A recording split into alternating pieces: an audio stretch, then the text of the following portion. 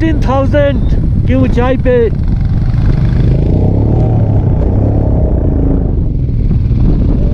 5 या 6 किलोमीटर और नाथुला पास यहाँ से है।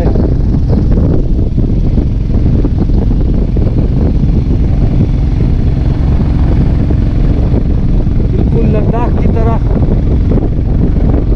ऊंची ऊंची चोटियाँ। और ये देखिए हल्की फुल्की हमें स्नो देखने को मिलना चालू हो गया।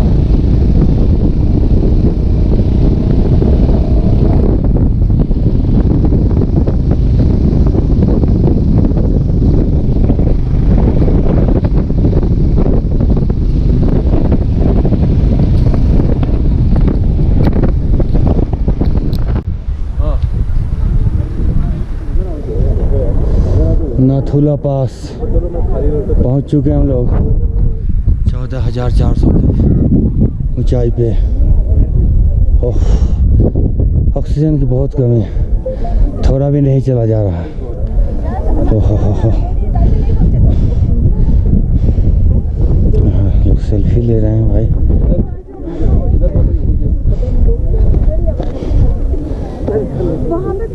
তখন থেকে সূর্য উঠে যাবে।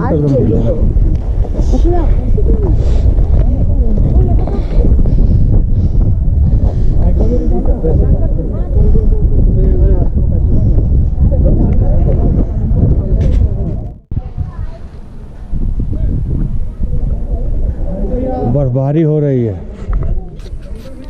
बहुत हालत खराब हो गया। बोलिए संजीव, लद्दाख में ऐसा हुआ था?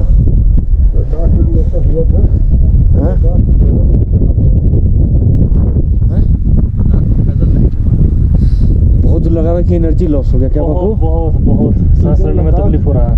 देखिए ऑक्सीजन की बहुत कमी है। हमेशा जो आप जीते हैं, जो खुशी लगता है कि सबसे ज़्यादा है, जो कष्ट होता है लगता है सबसे ज़्यादा है, लेकिन फिर भी मैं कहता हूँ कि लद्दाख इससे ज़्यादा कष्टकारी था। अभी वहाँ पे नहीं, इस तरह की चीज़ें कई 100 किलोमीटर तक थी, इसलिए मुश्किल है। यहाँ जो भी है इतनी दूर ही है इसलिए, लेकिन कष्टकारी उतना ही है सर। कष्टकारी तो है, लेकिन शॉर्ट टाइम के लिए है, वहाँ लॉन्ग टाइम के लिए था। यहाँ पे ऑक्सीजन का लेवल कम है और आपको पैदल चलना पड़ेगा। और अगर आपको चढ़ना है, अगर स्पेशली जो चढ़ाई है वहाँ पे आपको दिक्कत होना ही होना है। हम लोग पहुँच गए इंडिया के लास्ट बॉर्डर पे। इसके आगे चाइना है, वो जो चेक पोस्ट है वो चाइना का। ये देखिए चाइनीज फ्लैग है ये, और चाइना का बॉर्डर का चेक पोस्ट है। और ये अपना जहाँ मैं हूँ वो मेरे इंडिया का है।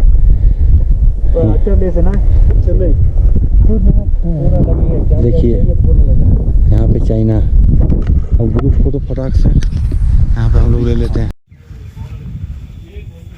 ये इंडिया का पार्ट हो गया। ये जो बिल्डिंग दिख रही है ये चाइना वालों का है।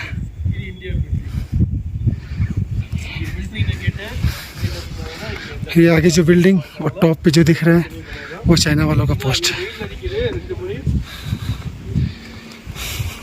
इंडियन बॉर्डर और टॉप पे हमारा एक ये पोस्ट चाइना फ्लैग पर।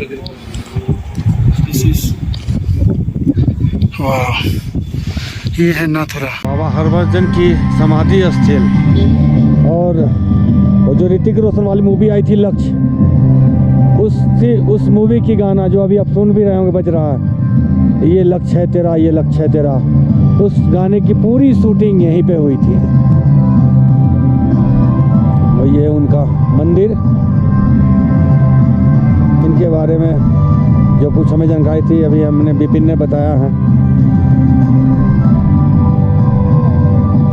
ये हैं बाबा हरभजन जी के श्राइन में, और इनको ये देखिए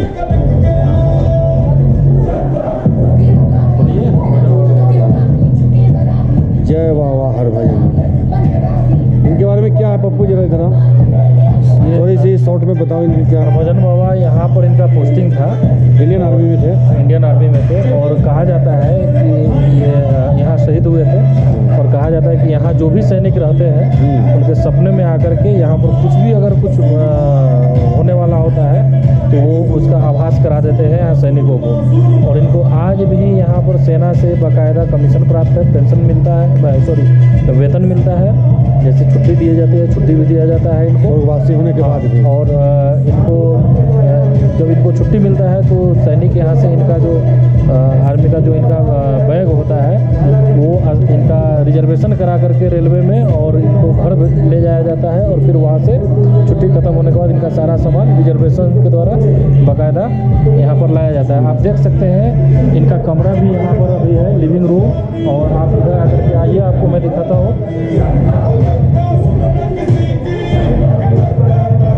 ये बाबा का ऑफिस है। और जैसे एक आर्मी के पर्सन को ट्रीट किया जाता है, बाबा के ऑफिस का इनका सारा चेयर लगा हुआ रहता है, हर चीज़। इनका बिस्तर है यहाँ पर लगा हुआ। और हमेशा यहाँ पर जो भी सेना रहते हैं कहा जाता है कि उनको हमेशा ये सपनों में आते हैं। बहुत अच्छी जगह हम लोग आ गए तो। और काफ़ी सारे विजिटर आ रहे हैं यहाँ पे, जो भी नाथुला पास जा रहे हैं वो यहाँ जरूर आते हैं। ऐसा मान्यता है यहाँ के जो आर्मी पर्सन यहाँ रहते हैं उनका मान्यता है कि ये स्पिरिचुअल जगह है बाबा का। यहाँ पर देखिए आप वहाँ देख सकते हैं, लोग पानी लेकर के आते हैं और बाबा के पास अरदास लगाते हैं। और ये पानी 21 दिन तक किसी भी बीमार को अगर घर में पिलाते हैं तो वो बिल्कुल ठीक हो जाता है, ऐसा माना जाता है। 12,300 फीट की हाइट पर स्थित है ये छांगू लेक, जो कि गैंगटॉक से लगभग 38 किलोमीटर डिस्टेंस पर है। इस झील का पानी का रंग मौसम के हिसाब से बदलते रहता है। जनवरी से मार्च तक छांगू झील पूरी तरह से बर्फ से ढक जाता है और इस समय यहाँ का टेम्परेचर -20 डिग्री तक गिर जाता है। यहाँ पर आप याक की सवारी भी कर सकते हैं। 500 प्रति व्यक्ति के हिसाब से इसका चार्ज होता है, लेकिन अगर आप कई लोग एक साथ हैं तो रेट नेगोशिएट कर सकते हैं। हम कुल 7 लोग थे तो हमने 350 रुपये के हिसाब से याक की सवारी की।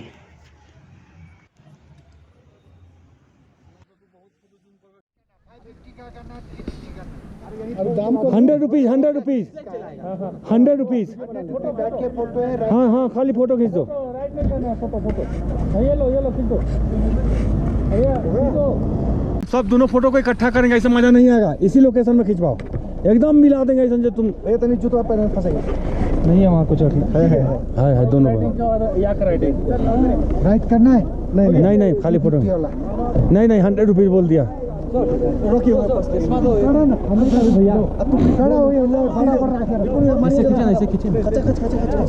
एकदम खचखचा के हम मार देंगे।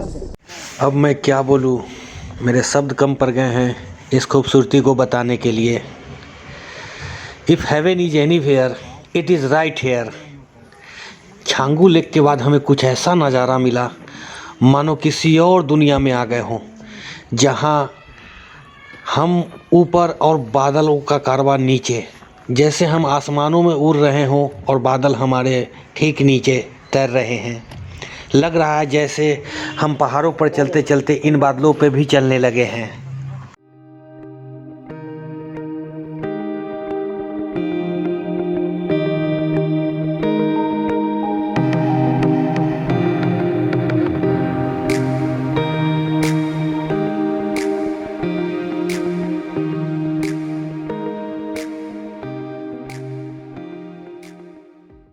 पूर्वी हिमालय की गोद में बैठा महज 6 लाख की आबादी वाला प्राकृतिक संपदाओं से भरा पूरा राज्य सिक्किम का हमारा बाइक ट्रिप का आज अंतिम रात्रि प्राव है।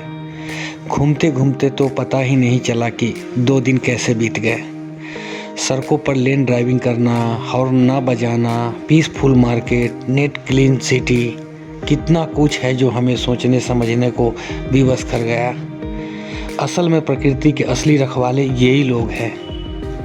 गैंगटॉक शहर के कई हिस्सों से दिखने वाला world 3rd highest peak Kanchenjunga को सफ़ेद बर्फ में लिपटे देखना दिल और दिमाग को एक अलग ही आनंद महसूस करा गया।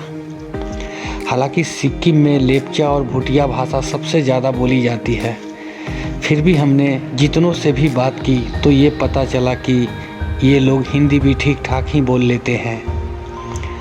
अंतिम में इतना कहूँगा कि कैसे भी समय निकालकर एक बार सिक्किम ज़रूर घूमें। जहाँ सर्दियों में घूमने का एक अलग ही मज़ा है, वहीं गर्मियों में भी यहाँ का मौसम बेहद खुशनुमा होता है।